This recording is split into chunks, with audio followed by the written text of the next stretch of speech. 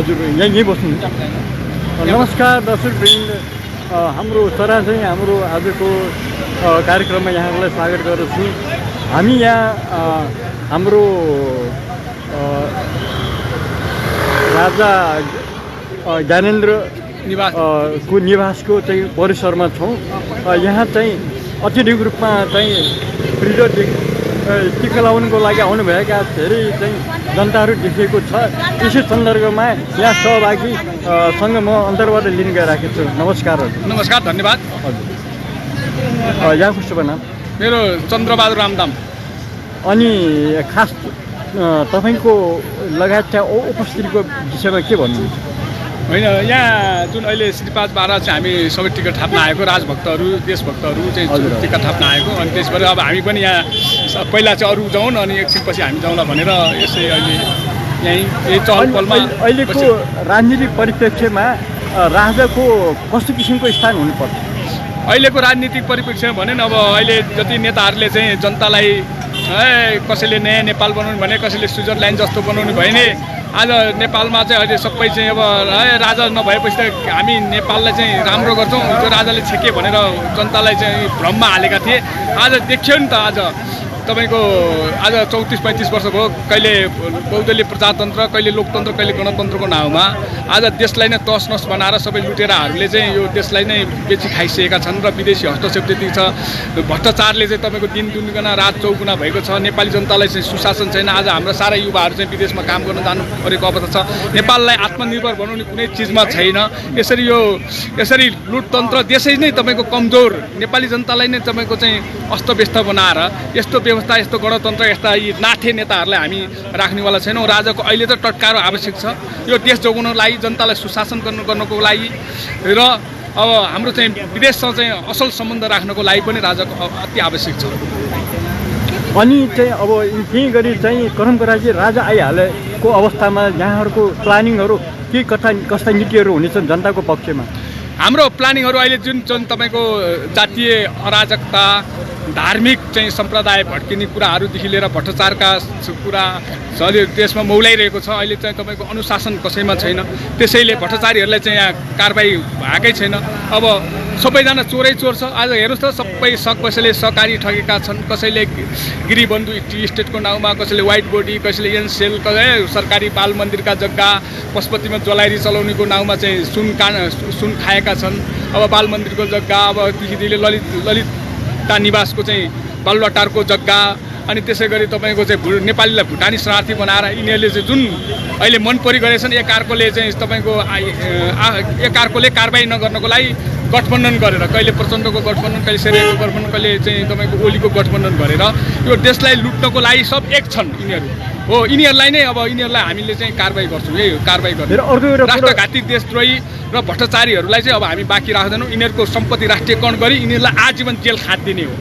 अब अर्को जनताहरूको पनि एउटा पनि यस्तो एक थरीको आवाज छ होइन, राजा ज्ञानेन्द्र अहिले भयो अनि उहाँको चाहिँ पछि कस्तो किसिमको चाहिँ अब उहाँहरूको राज शासनको क्रमबद्ध कसरी जानेछ भन्ने जनताहरूको प्रश्न पनि छ। होइन, राजाले त तपाईँको राजाको त पृथ्वीनारायण शाहदेखि अहिले तपाईँको राजा श्रीपाद ज्ञानेन्द्रसम्मको जनताको सहमति बिना उहाँहरू चाहिँ एक पाइलो पनि चल्नु हुँदैन। यहाँ भने राजालाई निरङ्कुश भन्छन्, सामन्ती भन्ने, अधिनायकवादी भन्छन्। आज केपी ओली हेर्नुहोस् त, आज यो कम्युनिस्टको नाउँमा, सर्वहाराको नाउँमा तपाईँको यो 3 करोडको घडी बान्छ अनि तपाईँको 45 लाखको चस्मा लगाएको छ। आज यसका चाहिँ तपाईँको ठाउँ ठाउँमा चाहिँ त्यो पहाडको जग्गा चाहिँ केपी ट्रस्टको नाउँमा हालेर अहिले चाहिँ तपाईँको चाहिँ यहाँ के अरे बालकोटमा हेर्नुहोस्, यसका दरबार अर्बौँ रुपियाँ चाहिँ विभिन्न चाहिँ कमिसन खाने। आज यिनीहरूको चाहिँ सवारी हेर्नुहोस् त, आज प्रचण्डको सवारी, शेरबहादुरको सवारी, आर्जुको सवारी, अब त्यसै गरी तपाईँको यो केपी ओलीको हेर्नुहोस् त, यिनीहरूको ऐसा आराम, यिनीहरूको विलासी जीवन, यिनीहरूको चाहिँ पुरा यिनीहरू अधिनायकवाद, निरङ्कुश भने त यिनीहरू हुन् होइन।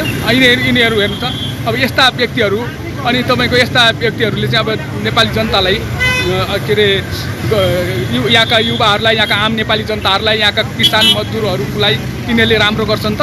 अनि ज्ञानेन्द्र शाह पनि वृद्ध भइसक्नुभयो, उहाँ पछि चाहिँ को राजाको अपेक्षा राख्नुहुन्छ?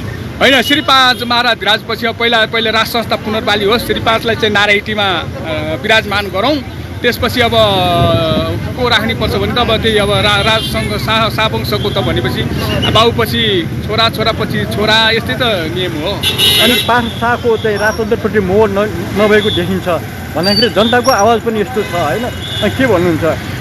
तपाईँले भन्नु आज तपाईँको केपी ओली ती रत्न पार्क जाँदाखेरि विरोध गरे, जहाँ ढुङ्गामुढा गरे। अस्ति केही अमेरिकामा जाँदाखेरि अमेरिकामा चाहिँ कालो झन्डा उसलाई जुत्ता हान्ने योजनासम्म त्यहाँका नेपालीहरूले बनाइसकेको कारणले कार्यक्रममा जान सकेन।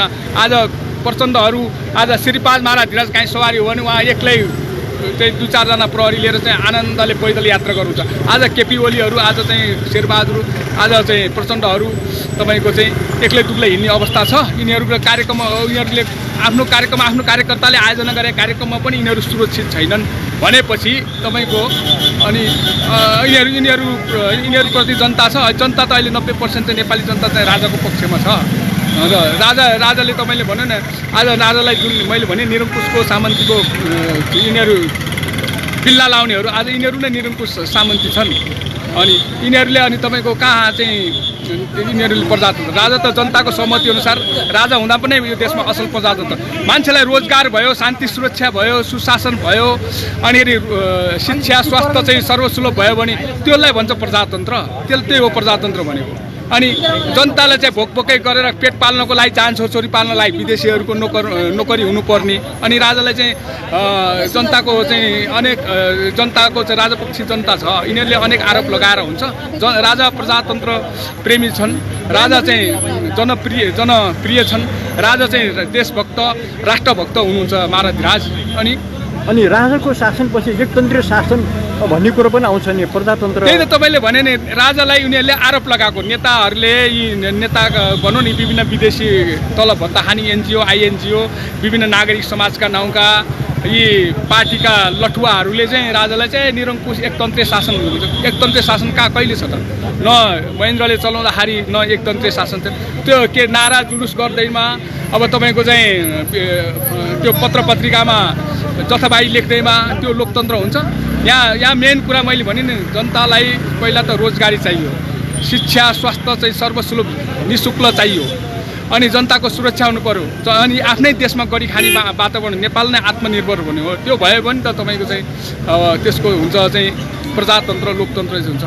कागजमा लोकतन्त्र लेखिदियो, कागजमा प्रजातन्त्र लेखिदियो, र अनि काममा चाहिँ आज विभिन्न युट्युबहरूलाई पनि अब तपाईँको चाहिँ कतिलाई चाहिँ बन्देज गर्ने भनेछ अहिलेको, होइन भनेको छ। अहिले आज मान्छेलाई चाहिँ अब काहीँ जुलुस गऱ्यो भने समातेर लाने। अब अस्ति नै चाहिँ शेरबहादुर र केपी ओली तपाईँको टुडी खेलमा त्यो गौरा पर्वको जात्रामा जाँदाखेरि त्यहाँ चाहिँ उनीहरू विरुद्ध नारा लगायो भने उनीहरूलाई चाहिँ लगेर जेल हालियो। राजालाई हिजो गगन थापाहरू, हिजो चाहिँ विभिन्न नेताहरूले चाहिँ बाबुरामहरूले जथाभावी बोल्दाखेरि के उनीहरूलाई राजाले जेल हालेको छैन नि, होइन?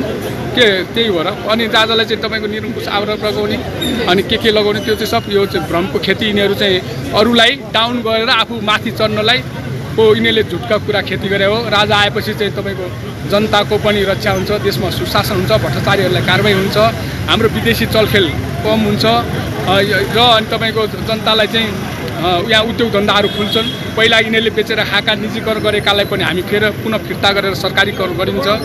यहाँ मल कारखाना खोलिन्छ, यहाँ तपाईँ विभिन्न चाहिँ औद्योगिक उद्योगहरू खोलिन्छन्, र अब हाम्रा हरेक क्षेत्रमा चाहिँ जलको पनि सदुपयोग हुन्छ। आज के अरे विद्युत उत्पादन नाउँमा प्रचण्डले चाहिँ 10,000 मेगावाट बिजुली उत्पादनको नाउँमा सबै हाम्रा नदी नाला चाहिँ सबै भारतलाई जिम्मा लगाएको छ। यी सबै राष्ट्रघाती जनताका विरुद्ध गरेका सबै विदेशीहरूसँग गरेका शान्ति के विभिन्न खालका सम्झौताहरू यो चाहिँ तपाईँ अवैधानिक तरिका, यी सबलाई अवैधानिक घोषणा गरिन्छ। विदेशमा गरेका जति राष्ट्रघाती सम्झौताहरू छ नि ती सबै खारेज हुन्छ। राष्ट्रलाई सुशासनमा बाटोमा प्रथमको राजा आइहाले पनि कस्तो किसिमको प्रजातन्त्र नेपालमा हुन्छ?